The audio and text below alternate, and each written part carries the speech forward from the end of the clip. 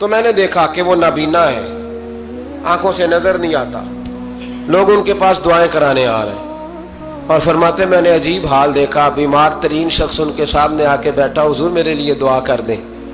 تو فرماتے انہوں نے دعا کے لیے ہاتھ اٹھائے تو وہیں اسی وقت میں نے دیکھا اللہ نے اس بندے کو شفا عطا فرمائی۔ میں نے دیکھا مقروض دعا کرا رہے ہیں، بیمار، بے اولاد، جو بھی دعا ان سے کراتا اللہ اس کی حاجت کو پورا فرما دیتا۔ حضرت عبداللہ بن صاحب کہتے ہیں میں شام تک بیٹھا رہا، ہر نماز کے بعد رش ہوتا، میں دیکھتا رہا۔ فرماتے ہیں شام ہو گئی، لوگ دعائیں کرا کے چلے گئے۔ جب مغرب کا وقت ہوا تو نابینا تھے، پھر بھی مجھ سے کہنے لگے عبداللہ ساری دنیا نے دعائیں کرائی ہیں، تو نے نہیں کرانی؟ تو صبح سے بیٹھا ہے بس دیکھے ہی جا رہا ہے، تو نے نہیں کوئی دعا کرانی؟ تو کہتے ہیں میں نے کہا حضور میں نے دعا نہیں کرانی، ایک سوال پوچھنا ہے۔ تو فرمانے لگے پوچھو۔ تو میں نے کہا حضور سارا زمانہ جو دعا کراتا ہے اور اللہ آپ کی قبول کرتا ہے، تو ایک دعا آپ اپنے لیے بھی کر لیں، اللہ آپ کو آنکھیں عطا فرما دے۔ مالک جو قبول کر رہا ہے تو ایک کر لیں اپنے لیے بھی۔ میں گڈی تے ہاتھ ڈور سجن دے، او جینج رکھے اونج رہنا ہے، او جینج رکھے جینج رکھے اونج رہنا ہے، واجب نہیں جے وچ شریعت مندہ خصم نو کہنا۔ کہنے لگے ایک دعا اپنے لیے بھی کر لیں۔ کہتے ہیں جب میں نے یہ کہا تو بن وقاص رو پڑے، اتنا روئے کہ ان کی ہچکی بند گئی۔ کہنے لگے نا، جب تک رب نے چاہا اس نے مجھے آنکھیں دی، اور اب اس نے بہتر سمجھا کہ میری آنکھیں نہ رہیں، تو اس نے جو بہتر سمجھا میرے لیے کر دیا۔ میرا مالک میرے حال سے آگاہ ہے، اور میرے مالک کی حکمت ہے، اس نے مجھے جس حال میں رکھا ہے، اور فرمایا اگر اس نے مجھے اس حال میں رکھا ہے تو میں بھی اس حال پہ بڑا ہی راضی ہوں۔ میں اپنے مالک کے دیے ہوئے اس حال پر بڑا مسلمان، یہ سمجھ لے، اس پیغام کو پلے کے ساتھ باندھ لے۔ اگر اس نے جلد بازی دکھانی ہے، اگر اس نے بے راہ روی کرنی ہے، اگر اس نے اللہ تبارک و تعالیٰ کے فیصلوں میں مداخلت کرنی ہے، پھر یہ تو ممکن ہی نہیں۔ یہ ہو سکتا اس لیے کہ اس کی لگامیں کسی اور کے پاس ہیں، اس کے فیصلوں کا اختیار کسی اور کے پاس ہے۔ بنی اسرائیل میں ایک شخص تھا، امام غزالی رحمۃ اللہ علیہ فرماتے ہیں اس کا دل چاہا کہ پتہ تو کروں جنت میں میرا پڑوسی کون ہوگا۔ تو اس کو خواب میں بتایا گیا کہ فلاں بن فلاں تیرا جنت میں پڑوسی ہے۔ اب یہ بڑا عابد تھا، زاہد تھا، عبادت گزار تھا، پرہیزگار تھا، بڑا نیک تھا، بڑا پرہیزگار۔ یہ سفر کر کے اس کے پاس گیا، اس کو جا کے کہنے لگا میں تیرا مہمان نہ بن جاؤں، 2-3 دن کا بن جاؤ۔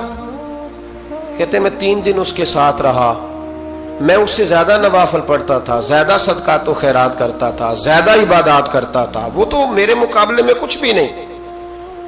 3 دن کے بعد میں آنے لگا تو میں نے اس کو کہا یار میں ایک مقصد کے لیے آیا تھا تیرے پاس۔ اس نے کہا بتائیے۔ میں نے کہا کہ میرا آنے کا مقصد یہ تھا کہ میں دیکھوں تو کون سی ایسی عبادت کرتا ہے کہ جنت میں تو میرا پڑوسی بنے گا، لیکن تیری عبادات ریاضت میں تکبر نہیں کرتا، لیکن میں نے کوئی خاص چیز دیکھی نہیں، کوئی خاص بات ہے تو مجھے بتا دے۔ تو بندہ کہنے لگا کوئی خاص بات نہیں، ہاں ایک چھوٹی سی عادت ہے میرے اندر، چھوٹی سی عادت۔ بڑے لوگ کبھی بھی اپنی باتوں کو بڑا نہیں سمجھتے۔ کہ ایک چھوٹی سی عادت ہے، کہ وہ کون سی؟ تو وہ کہنے لگا اگر شدید گرمی ہو نا تو میں نے اپنے رب سے کبھی سردی نہیں مانگی، اور کبھی برف جمی ہو نا گلیوں میں تو میں نے اپنے رب سے کبھی گرمی نہیں مانگی۔ میں سمجھتا ہوں میرا رب مجھے دیتا ہی وہ ہے جو میرے حق میں بڑا بہتر ہوتا ہے۔ یہ ایک میری چھوٹی سی عادت ہے کہ کڑاکے کی دھوپ میں میں نے کبھی مالک سے سائے کا سوال نہیں کیا، اور اگر تیز بارش ہو رہی ہو تو میں نے کبھی یہ نہیں کہا کہ بارش نہیں ہونی چاہیے تھی، کیا بنے گا فلاں چیز کا۔ میں سمجھتا ہوں جو بہتر تھا اللہ نے وہی دے دیا ہے، تو میں مطمئن رہتا ہوں۔ تو وہ عابد، وہ نیک آدمی، وہ اللہ کے ولی کہنے لگے اسے چھوٹی سی عادت نہ بتا، تیری یہ وہ عادت ہے جس کی وجہ سے رب تجھ سے راضی ہو گیا ہے، اللہ تجھ سے راضی ہے تیری اس عادت کی بنا پر۔ جب ہمارے مزاج میں یہ چیزیں آ جائیں گی نا کہ جو میرے حق میں بہتر تھا مالک نے مجھے وہ دے دیا ہے، پھر ہم ہر جگہ بیٹھنے کی تمنا نہیں کریں گے، پھر سامنے والے سے ہم حسد نہیں کریں گے، پھر ہم یہ نہیں چاہیں گے کہ اللہ کرے وہ مر جائے اور اس کی ہر چیز مجھے مل جائے، پھر ہمارا مزاج، پھر ہماری طبیعت یہ نہیں رہے۔ اللہ کی رضا پہ راضی رہیں، مالک کے فیصلوں میں اپنے دل میں کوئی بوجھ محسوس نہ کریں، اپنی زندگی اللہ کے فیصلوں۔ دیکھیں نا، جو ماں باپ اللہ نے بڑے اچھے سمجھے وہ ہمارے لیے پسند کیے، وہ اللہ نے ہمارے لیے، جو اس نے ہمارے حق میں بڑے، جو بہن بھائی، اللہ کرے آپ کو سمجھ آئے، جو بہن بھائی اس نے ہمارے حق میں بڑے اچھے سمجھے وہی بہن بھائی اس نے ہمیں عطا کیے۔ جس بیوی کو اس نے ہمارے گھر کے گلشن میں بہتر سمجھا اس کو لا کے اس نے ہمارے آنگن میں بٹھایا، اور جو اولاد اس نے ہمارے لیے باعث افتخار سمجھی وہ اولاد اس نے ہمیں عطا فرمائی۔ حضرت نوح علیہ السلام کا بیٹا کافر ہو گیا، پر کسی جگہ انہوں نے شکوہ نہیں کیا کہ مالک یہ کافر کیوں ہوا۔ اللہ کے قبضے میں ہے نا دل، پھیر سکتا ہے نا، مقلب القلوب ہے، لیکن حضرت نوح نے دعا اللہ کی رضا پر راضی رہے، اپنا مزاج بدلیں، تاکہ معاشرے میں یہ جو گھٹن ہے، یہ جو ٹینشن ہے، یہ جو جھگڑا ہے، یہ جو چھینا چھانی ہے، یہ جو ایک دوسرے پر لوگوں کی نظریں ترچھی ہیں، یہ ختم ہو۔ سمجھیں کہ میرے حق میں جو بہتر تھا مالک نے وہ چیز مجھے عطا کر دی۔ میں اکثر کہتا ہوں اپنے دوستوں کو، میں کہتا ہوں مجھے ایسے لگتا ہے جو سب سے اچھے ماں باپ تھے وہ اللہ نے مجھے عطا فرمایا، اور جو سب سے بہترین اساتذہ تھے نا ان کا دروازہ اللہ نے مجھے عطا فرمایا، اور جو جس شیخ جس پیر کو اللہ نے سب سے زیادہ شان عطا فرمائی اس کا دروازہ اللہ نے مجھے دکھایا۔ اور اس کے بعد اتنے تابعدار شاگرد میں نے کسی کے نہیں دیکھے جتنے مجھے ملے، اور اتنے وفادار پیر بھائی اور مرید میں نے کسی کے نہیں دیکھے جتنے مجھے ملے۔ میں اس بات پر، اور میں بات اس لیے نہیں کر رہا، میں آپ کو دل کی گہرائی سے بات بتا رہا ہوں کہ یہ عنوان زندگی ہے، یہ روح زندگی ہے۔ میں کبھی کبھی بڑے ناز کے ساتھ سجدہ شکر ادا کرتا ہوں کہ ایک بہت بڑا خوش نصیب شخص ہوں۔ اب یہ بات صرف سوچنے کی ہے، 100 لوگوں میں سے اگر ان 2 پہ ہی بندہ غور کرے جو نافرمان ہے تو پھر زندگی آگے چل سکتی۔ تو 98 پر غور کیوں نہیں کرتا؟ تو 98 پر غور کیوں نہیں کرتا؟ اگر کسی شخص کے ساتھ تیرے 20 سال گزرے اور تو صرف اس ایک دن کو یاد رکھے جس دن میں اس نے تکلیف دی تھی تو پھر یہ تیری زیادتی ہے۔ تو باقی ان دنوں کو کیوں نہیں یاد رکھتا جن دنوں میں اس کے تیرے ساتھ محبت والا معاملہ فرمایا، خدمت والا، راضی بالرضا کا مزاج بنائے۔ یہ مسلمان کے ایمان کا حسن ہے، یہ مسلمان کے کردار کا کمال ہے، یہ مسلمان کی سوچ کا بلند معیار ہے، یہ مسلمان کا اعلیٰ مقام ہے۔ حضرت عبداللہ ابن عمر کا بیٹا بیمار ہو گیا، بڑے پیارے ہوتے ہیں نا بیٹے، آپ بڑے پریشان تھے، شدید پریشان۔ صحابہ کہتے ہیں ہم نے آپ کو بڑی تکلیف میں دیکھا، کبھی اس حکیم کے پاس، کبھی اس حکیم کے پاس، کبھی اس جگہ، کبھی اس جگہ۔ کچھ دنوں کے بعد بیٹا انتقال کر گیا، لیکن کہتے ہیں جب ہم تعزیت کے لیے گئے تو ہم نے ان کے چہرے پر بہت ساری سکون کو، بہت ساری راحت کو دیکھا۔ بیٹا انتقال کر گیا، جب وہ بیمار تھا تو پریشان تھے، اب جب انتقال کر گیا تو سکون میں۔ تو کہتے ہم نے ان سے سوال کیا کہ حضور اس وقت آپ پریشان تھے، انتقال کے بعد تو لوگ زیادہ پریشان ہوتے ہیں، اب آپ سکون میں ہیں؟ تو آپ فرمانے لگے جب تک میری ڈیوٹی تھی میں پریشان تھا، خدمت کر رہا تھا، نوکری کر رہا تھا، اب میں اسے اس کے پاس چھوڑ آیا ہوں جو مجھ سے بہت زیادہ اس کا خیال رکھنے والا ہے، جو مجھ سے کئی ہزار گنا بڑھ کے اس پر توجہ کرنے والا ہے۔ اب مجھے پریشانی، اب میرا کریم مجھ سے کہیں بڑھ کر اس کا خیال رکھے گا، اسے سکون دے گا، اسے راحت دے گا، اور میں اپنے رب کے فیصلے پر بڑا راضی ہوں۔ انس بن مالک رضی اللہ تعالیٰ عنہ کہتے ہیں 10 سال حضور کی بارگاہ میں رہا، 10 سال، اور 10 سال میں نے حضور کے گھر میں نوکری کی۔ کہتے ہیں نبی پاک نے کبھی مجھے اف تک نہیں کہا۔ ہمارا اپنا بچہ جو ہوتا ہے نا بیٹا، اور 10 دنوں میں شاید سینکڑوں دفعہ سن لے یہ کیا کیا ہے، وہ کیا، کہتے 10 سال حضور نے مجھے، کہتے میں نے ایک دن بڑا نقصان کر دیا، کوئی بڑی چیز مجھ سے ٹوٹ گئی، بڑا نقصان ہو گیا۔ تو فرماتے ہیں کہ نبی پاک صلی اللہ علیہ وسلم کی ایک زوجہ محترمہ مجھ پر جلال کرنے لگی، اور ان کا جلال بالکل بجا تھا، ان کا غصہ بالکل ٹھیک تھا، اس لیے کہ میں نے واقعی بڑا نقصان کیا تھا۔ کہتے ہیں وہ جب جلال کرنے لگی نا تو محبوب تشریف لائے۔ کیا ہوا؟ کہا یا رسول اللہ یہ دیکھیں اس نے کتنی بڑی چیز توڑ دی۔ تو کہتے ہیں اب میرا خیال تھا کہ یہاں سے بھی مجھے ڈانٹ پڑنی ہے اور پڑنی چاہیے بھی، اس لیے کہ میں نے آج بڑا نقصان کیا ہے۔ لیکن کہتے ہیں محبوب میرے قریب آئے اور میرے کندھے پہ ہاتھ رکھا۔ زوجہ جلال میں تھی تو محبوب نے کیا خوبصورت جملہ کہا، ساری سوچ ہی بدل دی۔ فرمانے لگے اس کو نہ ڈانٹ، اس چیز کا ٹوٹنا میرے رب کی رضا تھی تو چیز ٹوٹ گئی ہے، یہ میرے رب کی رضا تھی تو یہ چیز اب یہ غریب ہے اس کا دل نہ توڑ، وہ ٹوٹ گیا، وہ جو ہونا تھا سو ہو گیا، اب چھوڑ، یہ میرے اللہ کی اس چیز کا اتنی دیر رہنا ہی ہمارے حق میں بہتر تھا، تو ٹوٹ گئی تو ختم۔ کہتے بڑا جلال تھا محبوب کی زوجہ کو، لیکن انہوں نے جب بات سنی تو پھر مصطفیٰ کریم کا گھرانہ، پھر حضور کی ازواج پاک مومنوں کی مائیں، کہتے ہیں اسی وقت وہ بیٹھیں اور انہوں نے میری طرف بڑی شفقت کی نظروں سے دیکھا اور ان کے غصے کو میں نے پیار میں بدلتے دیکھا۔ بھائی یاد رکھو اللہ کی رضا، پھر اس وقت 2-4 لاکھ کے لیے لوگوں کو ہارٹ اٹیک نہیں ہوتا، پھر 20-25 ہزار کے لیے بلڈ پریشر اپ ڈاؤن نہیں ہوتا جب بندہ اللہ کی رضا پہ راضی رہنے لگتا، پھر چھوٹی چھوٹی باتیں اس کے لیے سہانے روح نہیں بنتی، پھر ذرا ذرا سی بات اسے تکلیف نہیں دیتی، جب وہ اللہ تعالیٰ کی رضا پر راضی ہونے کا عادی ہو جاتا ہے تو پھر یہ چیزیں اس کے لیے باعث آزمائش۔ نبی پاک صلی اللہ تعالیٰ علیہ وسلم کی خدمت میں حضرت زبیر بن عوام رضی اللہ تعالیٰ عنہ اور ایک انصاری صحابی آئے، انصاری صحابی، ان کا آپس میں جھگڑا تھا۔ جھگڑا کیا تھا؟ ایک چشمے سے پانی آتا تھا، پہاڑ سے پانی نیچے گرتا تھا، ایک چشمہ تھا پہاڑ سے، تو اس چشمے سے لوگ اپنے کھیتوں کو پانی دیتے تھے۔ یہ بخاری کی حدیث ہے۔ پہلے باغ تھا حضرت زبیر بن عوام کا۔ حضرت زبیر بن عوام رضی اللہ تعالیٰ عنہ نبی پاک صلی اللہ علیہ وسلم کی پھپھی کے بیٹے اور عشرہ مبشرہ صحابی ہیں۔ ان کے کھیت پہلے آتے تھے اور اس انصاری کا باغ بعد میں آتا تھا۔ جھگڑا یہ تھا کہ حضرت زبیر بن عوام کہتے تھے پانی کھیت کو پہلے میں نے دینا ہے، اور وہ انصاری صحابی کہتے تھے کہ پانی پہلے میں نے دینا ہے۔ بات حضور کی بارگاہ تک چلی گئی۔ یہ مسئلہ دنیاوی تھا، دینی۔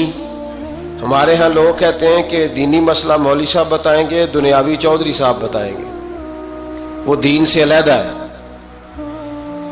نبی پاک صلی اللہ علیہ وسلم کی بارگاہ میں جب یہ بات گئی نا تو حضور نے فرمایا بھائی پہلے کھیت چونکہ زبیر کا ہے، ہوتا ہے نا ہمارے ہاں پانی کی باریاں ہوتی ہیں، تو جس آدمی کا کھیت پہلے ہے وہ پانی پہلے پلا لے اپنے کھیتوں کو، دوسرا بعد میں پانی لگا لے۔ تو نبی پاک علیہ السلام نے فرمایا چونکہ زبیر کا کھیت پہلے ہے تو زبیر پہلے پانی لگا لے کھیت کو، اور انصاری کا باغ چونکہ بعد میں آتا ہے، اس کے کھیت بعد میں آتے ہیں تو وہ پانی بعد میں لگا لے۔ اب وہ انصاری پر یہ بات بوجھ گزری تو بے سمجھی میں، بے دھیانی میں، جوش جذبات میں بڑا سخت جملہ کہہ گئے۔ کہنے لگے یا رسول اللہ صلی اللہ علیہ وسلم زبیر دراصل آپ کی پھوپھی کے بیٹے ہیں نا،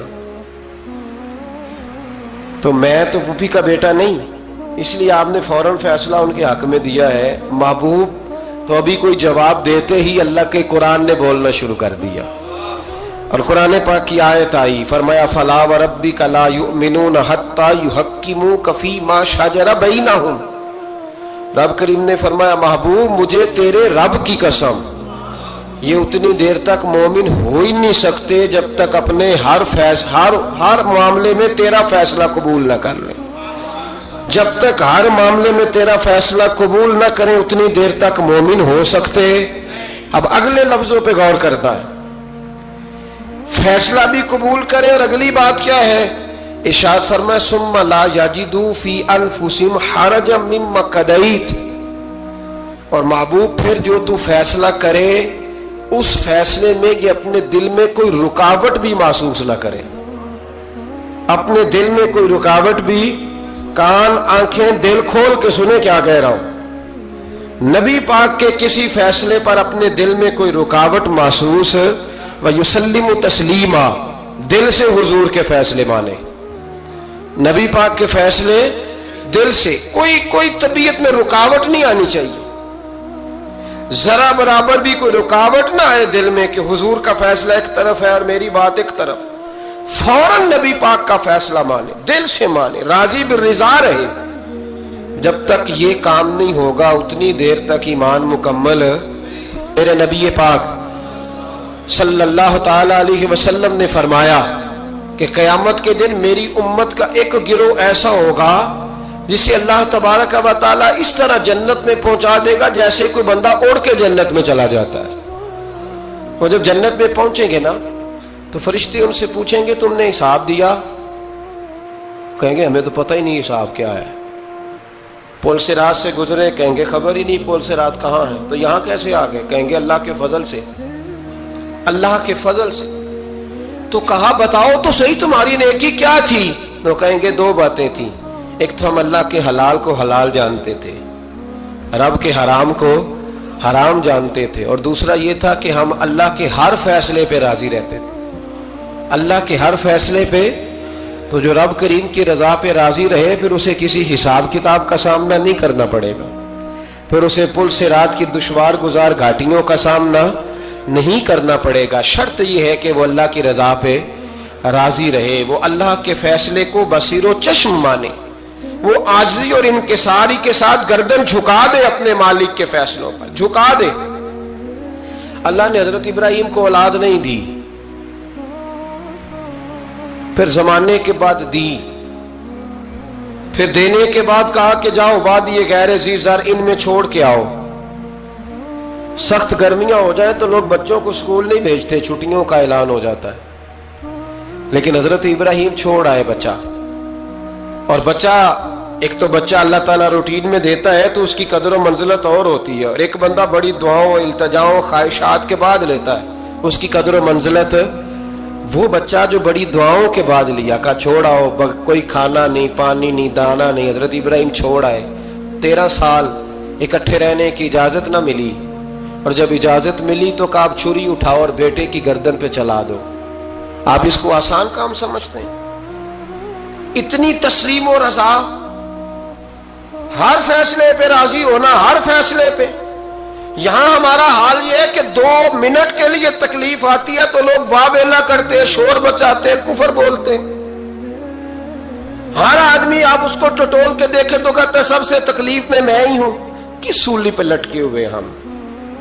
آخر کون سا معاشرے کا ایسا دکھ ہے جو صرف ہمارے پاس ہی آ گیا؟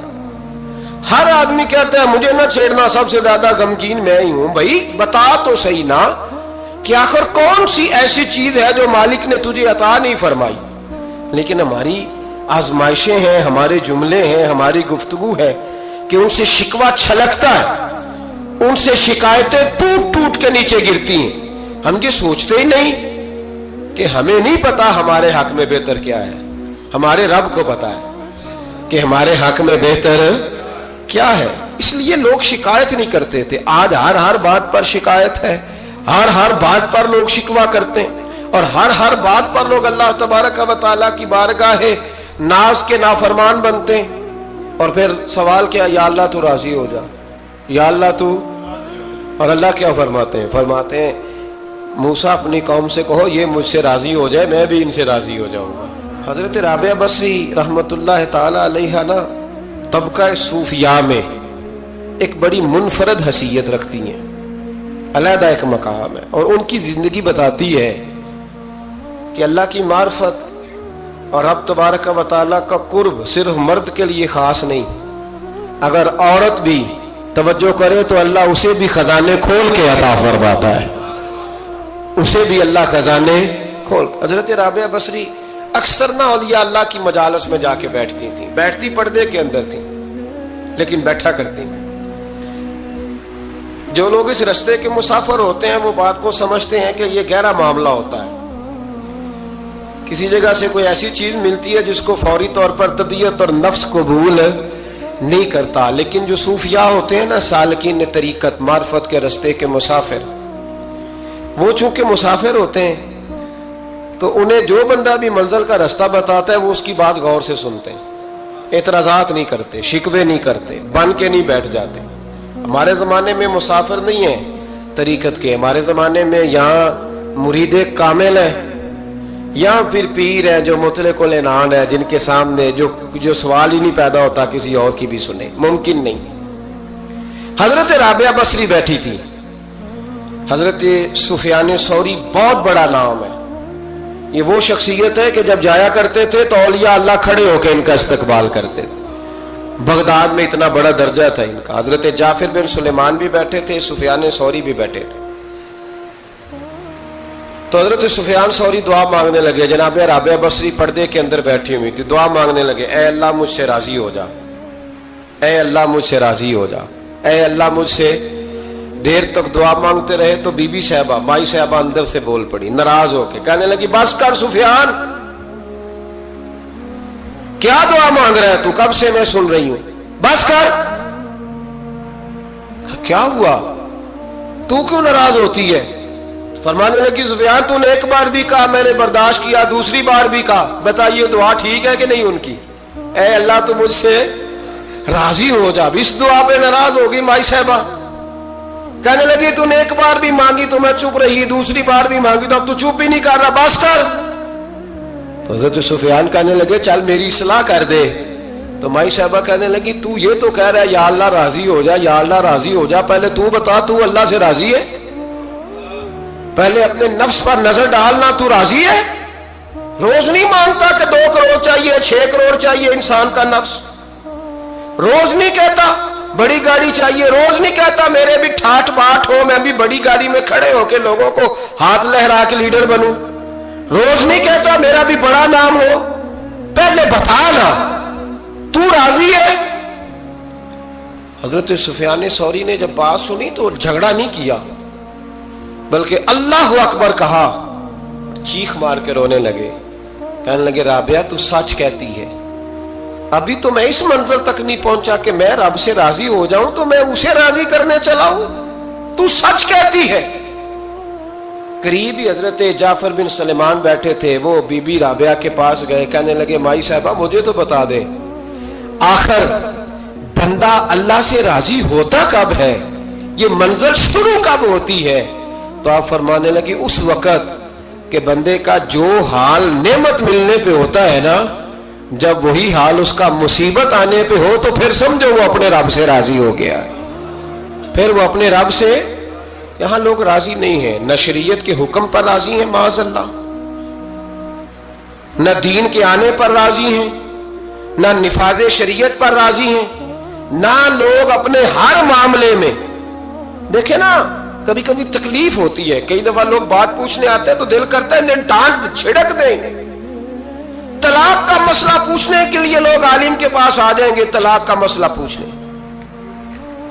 سوال یہ ہے کہ تو نے شادی سے پہلے کسی عالم سے رابطہ کیا تھا کہ مجھے بتائیں بیوی کے حقوق کیا ہیں, اس کے ساتھ وقت گزارنا ہے میں نے تو کس طرح کے حقوق میں نے ادا کرنے ہیں, شریعت مجھے کیا حکم کرتی ہے؟ پوچھا تھا کسی عالم سے؟ دین کی ضرورت پڑی تو دین کے پاس آئے, لیکن دین کو عمل کرنے کے لیے کبھی حاصل, ضرورت پڑی تو آ گئے, حاجت ہوئی تو آ گئے, طبیعت لگی تو آ گئے. میں درجنوں بار کہہ چکا ہوں کہ جب کسی آدمی کے پاس لاکھوں روپیہ ہوتا ہے تو کسی پیر کے پاس نہیں جاتا کہ حضرت صاحب بڑے پیسے ہیں بتائیں شکر کیسے ادا کروں. لیکن جب ذرا دقت آتی ہے, حالات خراب ہوتے ہیں تو ہر پیر کا دروازہ کھٹکھٹاتا ہے, کہتا ہے کوئی تعویذ دے دے. تو بتا جب تو تیرا دین کے ساتھ صرف تکلیف کا رشتہ ہے تو راضی بالرضا کب ہوگا؟ کب تو راضی ہوگا اپنے رب کے معاملات میں؟ کب تو راضی ہوگا؟ کئی دفعہ طبیعت میں تکلیف ہوتی ہے, وہ حضرت صاحب حالات بڑے خراب ہوئے, پہلے آپ نے تعویذ دیا تھا تو صحیح ہو گیا, پھر خراب ہے میں دوبارہ آ گیا. تو دل کرتا ہے ان سے کہنے سے کہ یار ہمارے ساتھ تمہارا رشتہ خراب حالاتوں کا ہی ہے, کبھی صحیح حالاتوں میں بھی آؤ نا, بڑے خوش حالات میں بھی آؤ کہ اب حالات بڑے اچھے ہیں, ہم حاضر ہیں, کوئی حکم کریں. خدا را راضی بالرضا رہنا سیکھ. میں نے کئی دفعہ حدیث سنائی ہے کہ ایک صحابی کو نبی پاک صلی اللہ علیہ وسلم نے, سرکار نے فرمایا کہ جب اس کا انتقال ہو جائے تو مجھے بتانا. صحابی بھی نوجوان تھے, 14-15 سال عمر تھی. انہوں نے پتا اپنے والد صاحب کو کیا کہا, فرمایا میرا انتقال ہو جائے تو حضور کو خبر نہیں کرنی. اس لیے کہ میں رات کو انتقال کروں گا. ایسا نہ ہو کہ نبی پاک آئیں اور یہودیوں کے محلے سے گزر کے اور کوئی یہودی حضور کو تکلیف دے. میں اپنے جنازہ حضور پڑھائیں تو بخشش ڈائریکٹ ہے کہ نہیں, فوراً جنت ہے کہ نہیں. لیکن انہوں نے کہا میں نہیں چاہتا کہ میں اپنے نفع کے لیے محبوب کو تکلیف دوں. تو محبت کا انداز تو کوئی اور ہوتا ہے. جس سے محبت ہوتی ہے اس کے تو بندہ آرام کا, سکون کا کہتا ہے جی میرا بڑا پیار ہے, ٹھاؤ میں آیا جو ہونا اس ویلے, میں ہوں دوبارہ آمادا. یہ کیسی بات ہوگی؟ تو یہ محبت نہیں ہے, یہ لالچ ہے. بہرحال جو بات عرض کرنے جا رہا ہوں میں مضمون پر رہتا ہوں, مضمون کو سمجھیے گا. سید صاحب کہتے ہیں وہ بندہ جب جانے لگا تو میں نے اس کو کہا, میں نے کہا یار تو سویرے پوچھ لیتا, کیا حرج تھا, صبح پوچھ لیتا. حضرت صاحب بوڑھے آدمی, آدھی رات کو تکلیف دی, ابھی 2 گھنٹے میں سحری ہونے والی تھی. تو کہتے ہیں وہ چلا گیا تو سید صاحب نے مجھے بلایا, کہنے لگے محمود مسئلہ میں نے بتایا, تمہیں کیا تکلیف ہے؟ اور پھر فرمانے لگے میرا دین میرا مشن ہے, میرا دین میرا مشن ہے. شکر کرو کسی نے بات پوچھی تو ہے نا. اور اگر کوئی میرے دین کے معاملے میں کوئی بات کرنے آتا ہے تو میں اس سے اکتاتا نہیں ہوں. تو جب انسان راضی بالرضا رہنے لگتا ہے نا, پھر وہ ہر روز نماز پڑھ کے تکلیف نہیں اسے ہوتی. پھر روز درود شریف پڑھ کے وہ یہ نہیں کہتا کہ چلو 2-4 چھٹیاں بھی کر لو. پھر روزانہ تلاوت کر کے اسے کہیں دقت محسوس نہیں ہوتی, چونکہ اب وہ چاہتا ہے کہ جس حال میں میرا رب و رسول مجھے رکھیں گے, جو حکم دیں گے, میں نے اس سے کوئی تنگی محسوس نہیں کرنی, میں نے اس کے مطابق چلنا. اور قرآن مجید نے ایک نیا انداز اختیار کیا سورہ مائدہ کے اندر. اس کی آیت نمبر 119 ہے. اللہ کریم نے فرمایا رضی اللہ عنہم ورضوا عنہ, صحابہ کی بات ہو رہی ہے. فرمایا وہ اللہ سے راضی ہے اور اللہ ان سے راضی ہے. حضرت سیدنا موسیٰ علیہ السلام نے عرض کی کوہ طور پہ جا کے, مولا میری قوم پوچھتی ہے کہ کوئی ایسا کام بتا جو ہم کریں تو ہم سے راضی ہو جائے.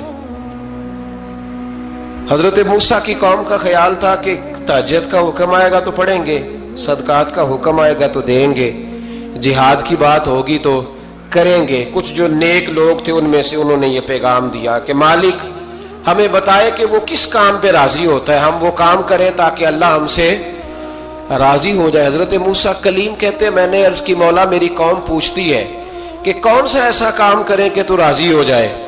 تو رب کریم نے ارشاد فرمایا, موسیٰ کہتے ہیں میرا خیال تھا کوئی لسٹ ملے گی, لیکن مالک نے ایک جملہ کہا, ایک جملہ, اور تفسیروں کے دریا بہا دیے.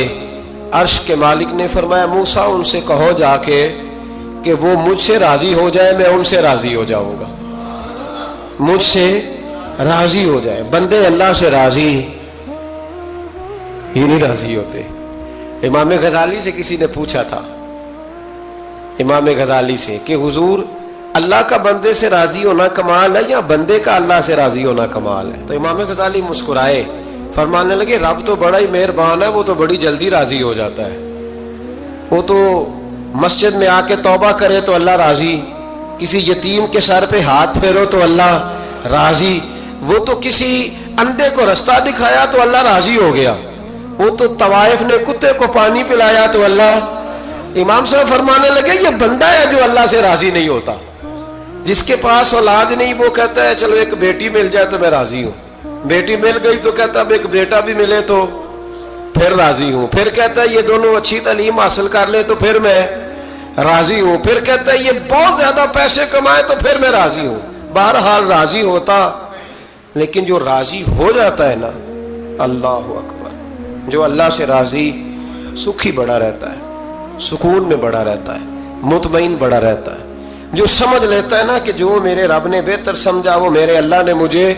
میں کبھی کبھی سوچتا ہوں کہ یار حضرت بلال حبشی نے کوئی عہدہ نہیں مانگا ساری زندگی, انہوں نے نہیں کہا مجھے بھی ایک صوبے کا گورنر بناؤ میری بھی خدمات ہیں, مجھے بھی وزیر خزانہ بناؤ میرا بھی کچھ بنتا ہے. ایک دفعہ نہیں کہا سیدنا بلال حبشی رضی اللہ تعالیٰ عنہ نے کہ میری بھی کوئی ڈیوٹی ایسی ہونی چاہیے کہ مجھے چلو سپہ سالار ہی بنا دیا جائے. ساری زندگی مسجد میں جھاڑو دیا تو اسی پہ راضی رہے, ساری زندگی محبوب کے مہمانوں کا لنگر پکایا تو اسی پہ راضی رہے, ساری زندگی میرے محبوب علیہ السلام کے بچوں کی نوکری کی تو اسی پہ راضی رہے, راضی بالرضا رہے. حدیث پاک سنیے, नबी पाक अलैहिस्सलाम ने एक दिन सहाबा से पूछा कि तुम क्या समझते हो, अपने दिल को जब पूछते हो, दिल पे तवज्जो करते हो तो क्या जानते हो? तो सहाबा अर्ज़ करने लगे, या रसूलल्लाह, जब हम अपने दिल पे तवज्जो करते हैं तो हम समझते हैं कि अल्लाह ने हमें ईमान अता फरमाया है। तो हुजूर ने फरमाया, तुम्हारे ईमान की दलील क्या है? ईमान की कोई दलील भी तो होती है ना। हमारे ज़माने में तो कोई दलील नहीं, नमाज नहीं पढ़ता फिर भी मैं मुसलमान हूँ, रोज़ा नहीं रखता फिर भी मुसलमान, झूठ सुबह से शाम तक, कहता खबरदार किसी ने मुझे ज़रा भी बात की, सबसे बड़ा मुसलमान मैं ही हूँ। बददियानती, धोखा, फरेब, फरार, लेकिन खबरदार किसी ने कोई बात की, सबसे बड़ा मुफ्ती मैं ही हूँ। जुर्म सारे पाए जाते हैं। दलील क्या है भाई? अगर किसी देखे ना, अगर दरख्त है तो दलील ये है कि फल भी है, शाखें भी हैं, लेकिन तू साहिब ईमान है तो दलील क्या है? तो नबी पाक सल्लल्लाहु अलैहि वसल्लम ने सहाबा से पूछा कि तुम ईमानदार हो तो दलील दो। तो बड़े खूबसूरत थे मेरे महबूब के तैयार करदा लोग, अर्ज करने लगे, या रसूल अल्लाह, ईमान की दलील ये है कि अगर अल्लाह हमें नेमत देता है तो हम शुक्र अदा करते हैं, अगर कभी मुसीबत आती है तो हम सब्र करते हैं, और या रसूल अल्लाह, हम अपने रब के हर फैसले पर राजी रहते हैं, हम अपने अल्लाह के हर फैसले पर। अब हुजूर ने रिजल्ट का ऐलान किया तो मेरे महबूब फरमाने लगे, फिर सुनो, मैं गवाही देता हूँ, वाकई अल्लाह ने तुम्हें दौलत ईमान अता फरमाई हुई।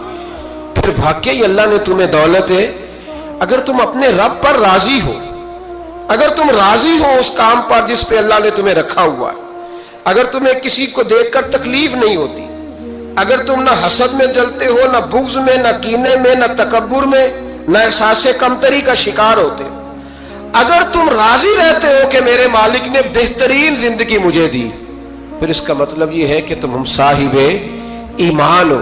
हमारे ज़माने में लोगों की वो तकलीफ़ें, सब्र नहीं है, सुकून नहीं है, बेचैनी सी है, बेकरारी सी है, मुआशरे में एक अजीब सी हालचाल है।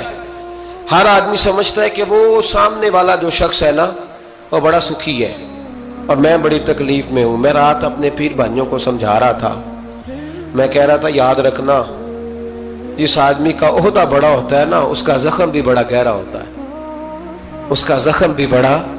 हाँ, वो किसी शायर ने, शेर उर्दू का है और थोड़ा वकी था शायर भी, तो बात भी उसकी थोड़ी वकी है। चलें, आप सियाने लोग हैं, आपकी समझ में आ ही जाएगी।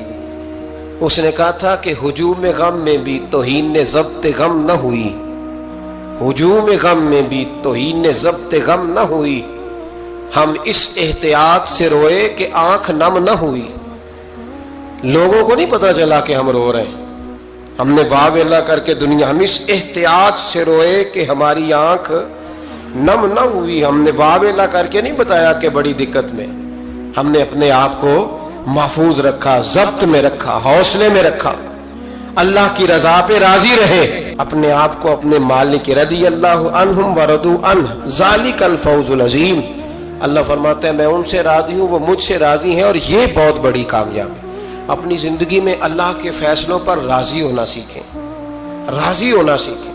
रब करीम के फैसलों पर राजी होने की आदत बनेगी तो ईमान मजबूत होगा, तवक्कुल मजबूत होगा, अल्लाह तबारक व तआला की ज़ात पर भरोसा मजबूत होगा, हुजूर की गुलामी में पुख्तगी आएगी, शब रोज़ सुकून के साथ गुजरेंगे, ज़िंदगी इत्मीनान वाली हो जाएगी। बहुत सारे लोग ऐसे होंगे जो आपको रश्क की नज़र से देखेंगे।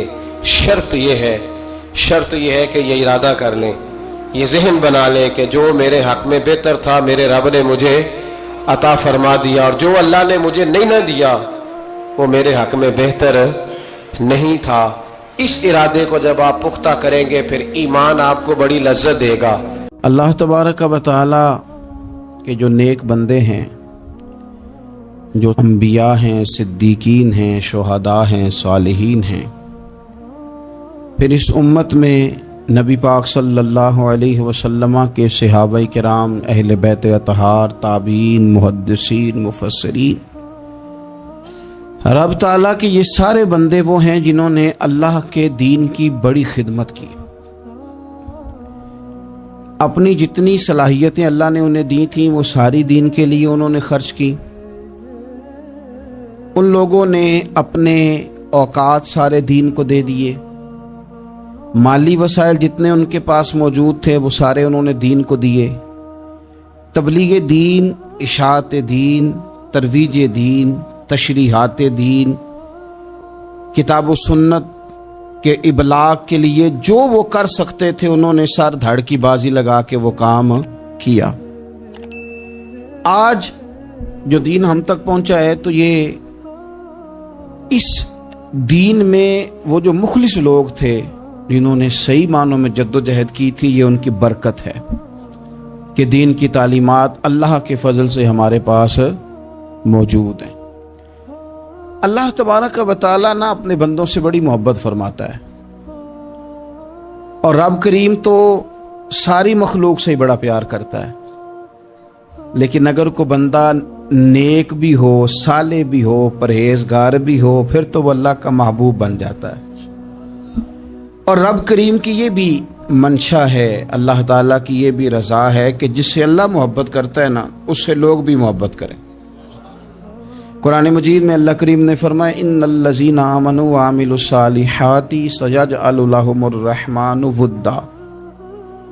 بے شک جو لوگ ایمان لانے کے بعد نیک اعمال کریں، رحمان لوگوں کے دلوں میں ان کی محبت پیدا فرما دے گا. صحیح بخاری اور صحیح مسلم میں حدیث ہے، نبی پاک علیہ السلام فرماتے ہیں جب اللہ تعالیٰ کسی بندے سے محبت کرتا ہے تو حضرت جبریل امین علیہ السلام کو بلاتا ہے اور بلا کر کے فرماتے ہیں جبریل میں فلاں آدمی سے محبت کرتا ہوں، آسمان نے دنیا پہ اعلان کر دو کہ سارے لوگ اس سے محبت کریں. اور پھر فرماتے ہیں کہ اے جبریل امین علیہ السلام آپ دنیا میں لوگوں کے دلوں میں یہ بات ڈال دیں کہ اللہ فلاں آدمی سے پیار کرتا ہے لہذا سارے اس سے محبت کرو. صالحین کا پیار دین کا بہت بڑا حسن ہے. بخاری میں، مسلم میں، کتب احادیث میں ایک پورا باب ہے کہ کسی سے محبت کرو تو اللہ کی رضا کے لیے، اور کسی سے بغض رکھو تو اللہ کی رضا. پورا باب ہے، ایک دو حدیث نہیں. اب ہوتا یہ ہے کہ ہمارے زمانے میں کچھ لوگ تو بیچارے ویسے ہی بڑے بعض چیزوں سے آوازان ہیں، ان کی طبیعتیں ویسے ہی بڑی تلخ ہیں، بڑی ترش ہیں، وہ ویسے ہی ذرا دنیا سے ہٹ کے چلنا چاہتے ہیں، ان کا مزاج ہے.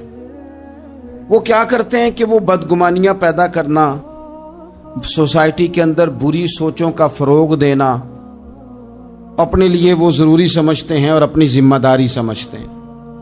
میں اکثر یہ مثال دیا کرتا ہوں کہ محبت بھی اگر ہم پیدا کرنا چاہیں تو پیدا ہو سکتی ہے، اور کسی کی عداوت پیدا کرنا چاہیں تو وہ کام بھی ہو جاتا ہے. بہو جانا چاہ رہی تھی میکے، اس نے اپنے شوہر سے یا اپنی ساس سے کہا کہ مجھے گھر جانا ہے. تو اب ایک پہلو تو یہ ہے کہ وہ شام کو بیٹا گھر آیا تو اماں کہتی ہے کہ پتر دیکھ، بیٹا نہیں چاہ رہا تھا کہ وہ جائے. اماں اس کی ذہن سازی کرتی ہے، کہتی بیٹا دیکھ تو ہر وقت اپنی ماں کے پاس رہتا ہے، باپ کے پاس رہتا ہے، بہن بھائیوں کے پاس رہتا ہے، تو بیچاری اگر 6 ماہ کے بعد 3 ماہ کے بعد تقاضا کرتی ہے تو اس کا بھی تو دل کرتا ہے نا اپنے ماں باپ سے ملنے. اب بچہ نرم ہوتا ہے، وہ شوق سے گاڑی نکالتا ہے، شوق سے چھوڑنے جاتا ہے، اس کے دل میں محبت فروغ پکڑ گئی. ایک پہلو یہ ہے کہ اس نے مطالبہ کیا بہو نے کہ مجھے جانا ہے میکے، تو ساس صاحبہ نے شام کو اپنے بیٹے سے کہا کہ کوئی طریقہ تو نہیں نا روز جانے کا، اور جب یہ وہاں سے ہو کے آتی ہے تو اس کا لہجہ ٹھیک نہیں رہتا، پھر یہ اس کو غلط مشورے ملتے ہیں، تو پہلے تو وہ صاحب ویسے ہی لڑائی شروع کر دیں گے کہ جانا ہی نہیں، اور جب بات بڑی بڑھے گی تو وہ جائیں گے تو ساتھ یہ کہیں گے کہ جاؤں گا ضرور پر دروازے پہ چھوڑ کے آ جاؤں گا، میں نے اندر کیوں کہ یہ بھی کسی نے پیچھے سے اس کو بھرا ہے. آپ کسی بندے کے بارے میں بھی، کسی کے بارے میں بھی، ہمارے تمام جگہوں پہ اسی طرح ہی ہوتا ہے، دوستوں کی محفل ہو، تنظیمیں ہوں، ہمارے دفاتر ہوں، سب جگہ کچھ لوگ باقاعدہ کام کرتے ہیں نفرتیں بھرنے کا. او فلانا تم نے دیکھا کیا کر رہا تھا، ذہن بناتے ہیں، بندہ اس سے الرجی کھانے لگتا ہے، نفرت کرتا ہے. کچھ ذہن بناتے ہیں یار کتنا بھلا آدمی ہے، دیکھو کتنے وقت پہ آتا ہے بیچارہ، گھر میں اس کے کوئی اور ہے بھی نہیں، پھر بھی چھٹی نہیں کرتا، وقت پہ آتا ہے۔ تو یہ ذہن سازی نفرتوں کے بھی لوگ کرتے ہیں، محبتوں کی بھی۔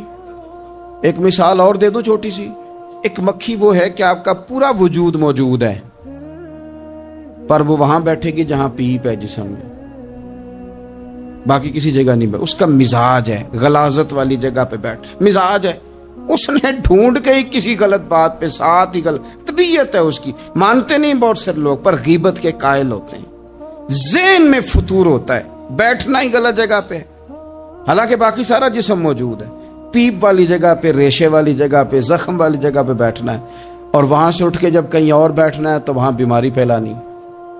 ایک مکھی وہ بھی ہے جو ڈھونڈتی ہے سارا زمانہ، پر بیٹھتی پھول پہ ہے، اور جب وہ پھول پر بیٹھ کر اپنے گھونسلے میں جا کے بیٹھتی ہے تو پتہ ہے وہاں کیا پیدا ہوتا ہے؟ شہد پیدا ہوتا ہے، اور شہد وہ ہے جو شفا دیتا ہے۔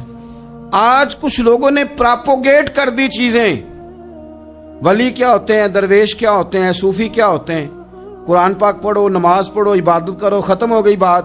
او خدا کے بندو سمجھو، یہ ولی تھے جن کو صحابہ کہا جاتا ہے، ولی ہی تھے جن کو اہل بیت کہا جاتا ہے۔ قرآن پاک کے دفاع کے لیے، احادیث کی حرمت کے لیے، دین کی تبلیغ کے لیے جو میدانوں میں نکلا کرتے تھے انہیں ولی کہا جاتا تھا۔ ولی کا معنی اللہ کا دوست، ان سے پیار کرنا، ان کے لیے اپنے دل میں جذبات رکھنا۔ بخاری مسلم میں حدیث ہے،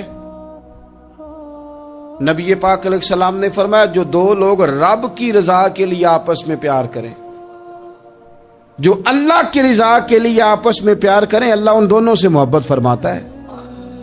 آپ غور کریں، اللہ کے نیک بندوں کا پیار۔ سال داتا گنج بخش علی حجویری رحمت اللہ علیہ نے کشف المعجوب شریف میں لکھا ہے، خواجہ حسن بصری کا قول۔ خواجہ حسن بصری تابعی ہیں، حضرت مولا علی شیر خدا کرم اللہ تعالی وجہہ الکریم کے شاگرد ہیں، فیض یاب ہونے والے ہیں صحابہ سے، بڑی باریک بات کرتے ہیں۔ فرماتے ہیں برے لوگوں کی صحبت میں نہ بیٹھنا، برے لوگوں کی باتیں نہ سننا۔ اگر تم برے لوگوں کی صحبت میں بیٹھو گے، برے لوگوں کی باتیں سنو گے، تو وہ تمہیں اچھے لوگوں سے بدگمان کر دیں گے۔ تمہاری فکر میں، تمہارے ذہن میں وہ اچھے لوگوں کے خلاف چیزیں بھر دیں گے۔ برے لوگوں کی صحبت اچھے لوگوں سے بندے کو دور کر دیتی ہے۔ تو بھائی اچھے لوگوں کی صحبت میں آئیں گے آپ تو اچھے لوگوں کے بارے میں آپ کی ذہن سازی ہوگی۔ اللہ کے نیک بندوں سے پیار کریں، ان کے ساتھ محبت کریں، ان کے لیے اپنے دل کے اندر اچھے جذبات۔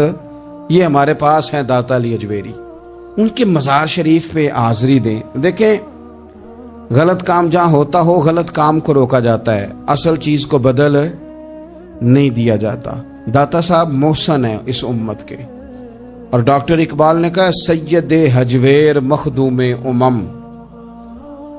داتا صاحب تو وہ ہیں کہ امت ساری کے مخدوم ہے، ساری امت کو ان کی خدمت کرنی چاہیے۔ داتا صاحب رحمت اللہ تعالی علیہ کی کشف المعجوب آپ پڑھیں تو سطر سطر روشنی، جگہ جگہ آپ کے لیے خیر، تعلیمات۔ داتا صاحب نے دین کا کام کیا، ڈیوٹی کی۔ عرس شریف پہ تو میں بھی نہیں جا پاتا، رش بڑا ہوتا ہے، خرافات بھی بعض جگہ پہ بڑی ہوتی ہیں، بعض ایسے کام ہوتے ہیں جو قطعاً نہیں ہونے چاہیے اور ان کی ہر فورم پہ مذمت ہونی چاہیے، پر ہمیں داتا صاحب کی حاضری تو نہیں نہ چھوڑنی چاہیے۔ ہمیں تو کوشش چلیں عرس سے پہلے یا عرس کے بعد، میری اپیل ہے ضرور جائیے گا، اور جا کے نا تو ضروری نہیں کہ آپ کوئی خاص دل کے اندر بات ہی لے کے جائیں۔ آپ داتا صاحب جا کر صرف اتنا کہیں کہ حضور آپ نے جو دین کی خدمت کی ہے، ہم تو اس خدمت پر آپ کو سلامی دینے آئے ہیں، ہم تو صرف سلام کرنے ہیں کہ آپ نے کمال نوکری کی دین کی۔ اپنے بزرگوں کے ساتھ اپنی عقیدت، اپنی ارادت، اپنی محبت، اپنا پیار مضبوط کریں، ان کے لیے اپنے دلوں کے اندر خیر کے جذبات ہمیشہ رکھیں۔ صحابہ کرام کے لیے، اہل بیت اطہار کے لیے، امام بخاری کے لیے، امام مسلم کے لیے، صوفیاء کے لیے، حضرت غوث پاک جیلانی کے لیے، خواجہ معین الدین اجمیری کے لیے، حضرت بہاؤالحق نقش بند بخاری کے لیے، حضرت سیدنا داتا علی حجویری کے لیے، حضرت پیر سید مہر علی شاہ کے لیے، امام احمد رضا بریلوی کے لیے علیہم الرحمہ اچھے جذبات ہوں، اچھا ذہن ہو، اچھا گمان ہو، آپ کی طبیعت چاہے کہ آپ ان لوگوں کی تعلیمات پڑھیں، جو طرز حیات انہوں نے اختیار کیا اس طرز حیات پر ہم بھی عمل کریں، ہم بھی اپنی زندگی اسی طرح سنت اور شریعت کے مطابق گزاریں جو ان لوگوں کا نہج اور ان لوگوں کا طریقہ تھا۔ الترغیب و ترہیب میں ایک روایت موجود ہے، ایک تابعی بزرگ ہیں حضرت ابو ادریس خولانی رضی اللہ تعالی، وہ کہتے ہیں میں دمشق کی جامع مسجد میں داخل ہوا تو میں نے دیکھا کہ ایک نوجوان، بالکل کالی داڑھی لیکن بڑے خوبصورت چمکتے ہوئے دانت ان کے، لوگ ارد گرد کافی سارے بیٹھے تھے، مختلف مسائل پہ بات کر رہے تھے۔ جب لوگ الجھ جاتے نا اور کسی مسئلے میں ان سے کام آگے نہ بڑھ پاتا تو وہ پھر اس نوجوان کی طرف رجوع کرتے اور وہ جوان دو چار باتوں میں فوراً مسئلہ حل کر دیتے۔ کہتے میں نے ایک شخص سے پوچھا یہ کون ہے اتنی نورانی شخصیت؟ تو کہتے ہیں مجھ سے کہنے لگے آپ نہیں جانتے، یہ تو صحابی رسول حضرت معاذ ابن جبل رضی اللہ تعالی، یہ تو نبی پاک صلی اللہ علیہ وسلم کے صحابی حضرت معاذ بن جبل ہیں۔ کہتے ہیں میری طبیعت نہ لگ گئی ان کے ساتھ، میرا ان کے ساتھ دل کا لگاؤ ہو گیا، محبت ہو گئی، شوق ہو گیا۔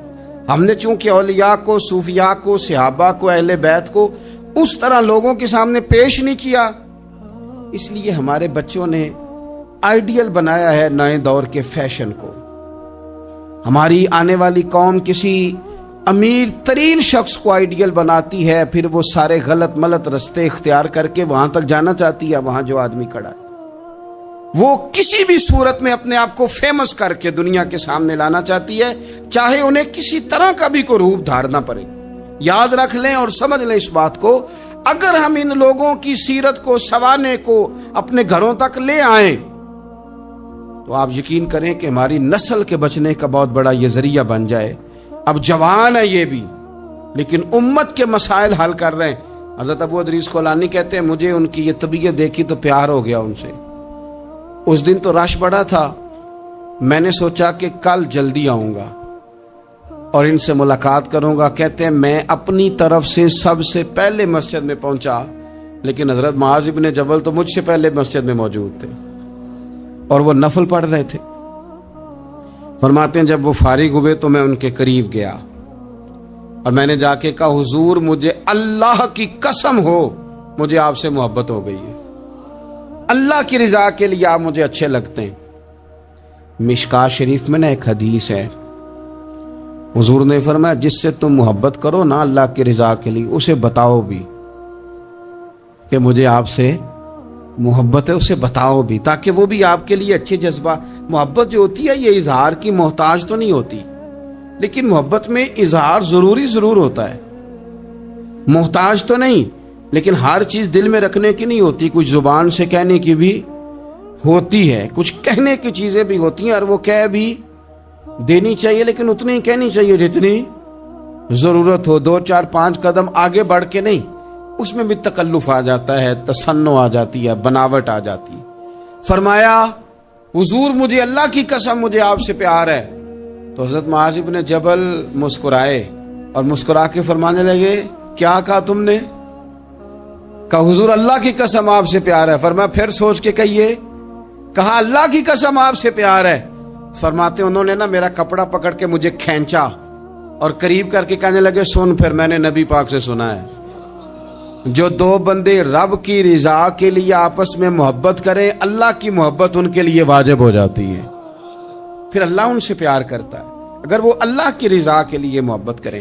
ہماری محبتوں میں نا دنیاوی اغراض بڑھیں، اوئے ہوئے ہوئے، ہر دعوت صرف اسی لیے ہوتی ہے کہ وہ بندہ بلاؤ جو میرے کام آئے گا، ہر تحفہ اس لیے آگے کی طرف روانہ کیا جاتا ہے کہ اس شخص کو بلاؤ جو کل میرے کام آئے گا۔ عزیز بھائی، اللہ کے نیک بندے سے اللہ کا بندہ سمجھ کے پیار کرے، اور اللہ کا نیک بندہ سمجھ کے اس کے ساتھ فوٹو آنا ضروری نہیں، اس کے ساتھ پیار ہونا ضروری ہے۔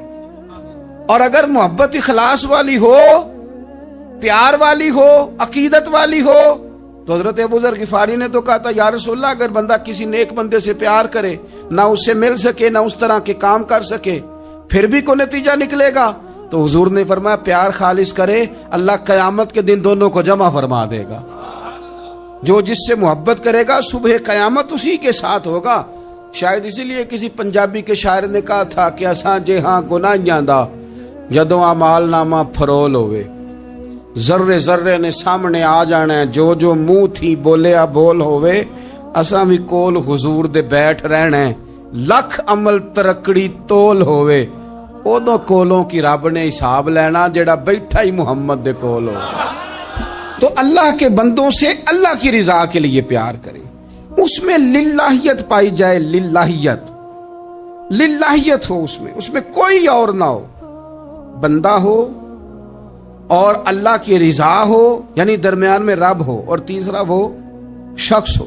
رضا الہی جب مقصود ہو پھر شکوے بھی پیدا نہیں ہوتے پھر شکایتیں بھی پیدا نہیں ہوتی پھر اپنی مرضی کے بندہ جملے بھی نہیں بیان کرتا پھر کسی جگہ کوئی تکلف بھی اس میں نہیں پایا جاتا. تو خالصتا لوجہ اللہ تعالی آپ اللہ کے بندوں سے محبت کریں اور خاص ان کے لیے جذبات پیدا کریں. آپ کی طبیعت میں خاص جذبہ ہو خاص شوق ہو کسی پراپوگیٹ کرنے والے کے کسی پراپوگنڈے کا شکار نہ ہو. آپ کی طبیعت ہو تبھی میلان ہو ذوق ہو. حضرت حرم بن حیان تابعی ہیں فرماتے ہیں جب میں نے یہ حدیث سنی نا کہ نبی پاک علیہ السلام نے فرمایا ہے کہ حضرت اویس کرنی ان کی دعا کی برکت سے اللہ میری امت کے لوگوں کی بخشش کرے گا. اور جب میں نے یہ سنا کہ حضرت مولا علی جیسے لوگ حضرت عمر فاروق جیسے لوگوں کو جبہ دے کے بھیجا گیا ہے اور حضور نے بھیج کے کہا ہے کہ اویس سے کہنا میری امت کے لیے دعا کرے تو فرماتے ہیں میرے سینے میں لو لگ گئی کہ میں حضرت اویس کرنی سے ملوں. میری طبیعت لگ گئی میرا شوق آ گیا کہ میں خواجہ اویس کرنی رضی اللہ تعالیٰ عنہ سے ملوں. میں نکل پڑا اللہ کے بندے کے لیے نکلا. حضرت حرم بن حیان کہتے ہیں اس کو ابن الجوزی نے بھی لکھا ہے داتا گانج بخش علی اجویری نے بھی لکھا ہے. کہتے ہیں میں ڈھونڈنے لگا حضرت اویس کرنی کو بڑے شہروں میں گیا پر وہ ملے نہیں. داتا صاحب کہتے ہیں وہ حال والے آدمی تھے ان پر بھی حال تاری رہتا تھا اسی کسے دے کچھ نہیں جے لگ دے تے نہ کوئی ساڈا دردی وہ بھی اپنی کیفیت میں رہتے تھے. داتا صاحب نے لکھا ہے جب دنیا ہستی تھی تو حضرت اویس کرنی رویا کرتے تھے جب لوگ روتے تھے تو وہ ہنستے تھے. وہ سادہ غذا کھاتے تھے کسی سے کوئی لین دین نہیں اپنے طرز کلام اپنی زندگی. یہ لوگ بھی بڑے شاندار ہوتے ہیں.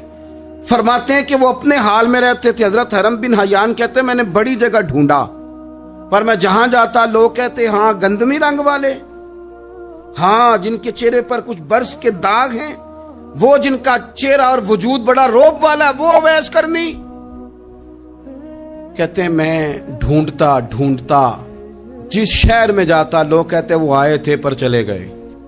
وہ کسی نے کہا تھا نا اویسیوں میں بیٹھ جا بلالیوں میں بیٹھ جا صفیں تو سب بچھی ہیں تو عشق والیوں میں بیٹھ جا. فرماتے میں وہ صفیں تلاش کرتا ڈھونڈتا نہ ملے مجھے. بالآخر میں عراق پہنچ گیا. نہر فرات کے کنارے ساری دنیا سے علیحدہ ہو کے وضو کر رہے تھے. کہتے ہیں میں پیچھے کھڑا ہوں میں نے جا کہا السلام علیکم تو حضرت اویس کرنی چہرہ اٹھا کے کہنے لگے وعلیکم السلام حرم بن حیان. تو میں نے کہا حضور آپ مجھے جانتے ہیں؟ فرمانے لگے عارف تو روحی من روحی کا میری روح تیری روح کی جاننے والی ہے. کہتے ہیں میں نے کہا حضور کو نصیحت کر دیں تو فرمانے لگے پہلی نصیحت تو یہ ہے کہ آج کے بعد مجھے ملنے نہ آنا. میں نہیں پسند کرتا میں تنہا رہنا چاہتا ہوں. مجھے نہیں شہرت اچھی لگتی میرا نہیں دل کرتا لوگ میرے پیچھے بھاگیں. آج آیا ہے آج کے بعد نہ آنا بس چھوڑ دے مجھے میرے حال پہ.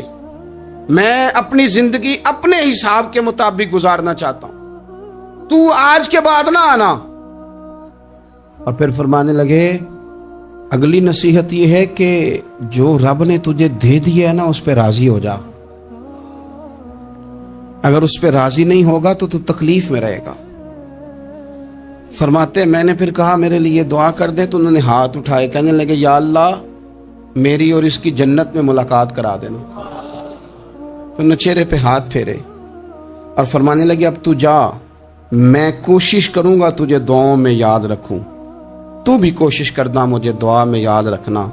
فرماتے ہیں یہ کہتے کہتے نا وہ رستہ بدل گئے، اور گلی کا کونا وہ جب مڑے تو پھر میں ڈھونڈتا رہا، دوبارہ زندگی بھر ملے نہیں، لیکن میرا پیار سچا تھا، وہ مجھے ویسے تو نہیں ملے پر خواب میں کئی دفعہ مل جاتے ہیں، اور خواب میری وچ بھی آیا ماہی تے میں پھر وہ گل وچ پا لئیاں باواں تے ڈر دی ماری اکھ بھی نہ کھولا کتے پھر بچھڑ نہ جاواں۔ فرماتے ہیں مجھے محبت ہو گئی، خواب میں زیارت ہو جاتی۔ اچھے لوگوں سے پیار کریں، اچھے لوگوں کی طرز اختیار کریں، ذہن کو جتنا مثبت کر سکتے ہیں، جتنا منفی خیالات سے دور کر سکتے ہیں اتنا کریں۔ اپنی اصلاح اسی وقت ہوگی جب آپ کسی اصلاح والے کے قریب بیٹھیں گے، اچھے لوگوں کی سنگت اختیار کریں گے، اچھے لوگوں کی طرف آپ سفر کریں گے، پھر آپ محسوس کریں گے کہ بڑی ساری آسانیاں اللہ تعالیٰ نے ہمارے لیے پیدا کی ہیں۔ رب تعالیٰ ہمیں سمجھنے کی توفیق عطا فرمائے۔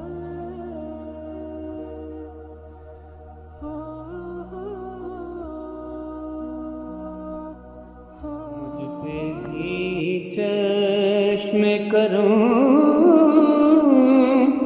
اے میرے آقا، کرنا حق تو میرا بھی ہے رحمت کا تقاضا، کرنا مجھ پہ بھی چشم کرم۔ تو کسی کو بھی اٹھاتا نہیں اپنے در سے، تو کسی کو بھی اٹھاتا نہیں اپنے